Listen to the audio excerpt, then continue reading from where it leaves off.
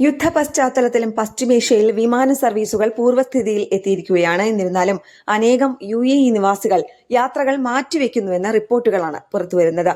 ഉയർന്ന വിമാന ടിക്കറ്റ് നിരക്ക്, പ്രാദേശിക സംഘർഷങ്ങളിലെ അസ്ഥിരത, സാമ്പത്തിക സമ്മർദ്ദങ്ങൾ എന്നിവയാണ് ഇതിന് കാരണം. അവധിക്കാല ബുക്കിംഗുകളുടെ ഡിമാൻഡിൽ ഇടിവ് വന്നതായാണ് ട്രാവൽ ഏജൻസികൾ വ്യക്തമാക്കുന്നത്. അടിയന്തരമായുള്ള കുടുംബ സന്ദർശനങ്ങൾക്കും വിസ മാറ്റവുമായി ബന്ധപ്പെട്ട കാര്യങ്ങൾക്കും മാത്രമാണ് കൂടുതൽ പേരും അവസാന നിമിഷത്തിൽ ടിക്കറ്റ് ബുക്ക് ചെയ്യുന്നതെന്നും ഏജൻസികൾ ചൂണ്ടിക്കാട്ടി. അവധിക്കാല ബുക്കിംഗുകൾക്ക് നിരക്ക് വർധനവുണ്ടായി. 4 പേരടങ്ങുന്ന കുടുംബത്തിന് 8000 ദിർഹം മുതൽ 10000 ദിർഹം വരെയാണ് ടിക്കറ്റിന് നൽകേണ്ടി വരുന്നത്. ജൂൺ അവസാന വാരത്തോടെ ടിക്കറ്റ് ഡിമാൻഡ് വീണ്ടും ഉയർന്നെങ്കിലും സംഘർഷം കനത്തതോടെ ഇടിയുകയായിരുന്നു.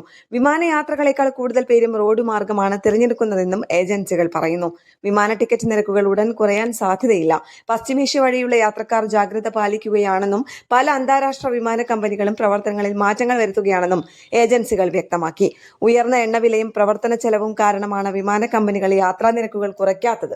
ഓഗസ്റ്റ് അവസാനത്തിൽ സ്കൂളുകൾ തുറക്കുന്നതിന് മുൻപ് മടക്കയാത്രകൾ വർദ്ധിക്കുമെന്നതും വിമാന കമ്പനികൾക്ക് ലാഭം നൽകുന്നു. ഇക്കാരണത്താലും നിരക്കുകൾ ഉയർന്ന നിലയിൽ തന്നെയായിരിക്കും. സെപ്റ്റംബർ 3-ാം വാരത്തോടെ മാത്രമേ വിലയിൽ കുറവുണ്ടാകൂ എന്നും ഏജൻസികൾ വ്യക്തമാക്കുന്നു. ഇന്റർനാഷണൽ ഡെസ്ക്, കേരള പ്രണാമം.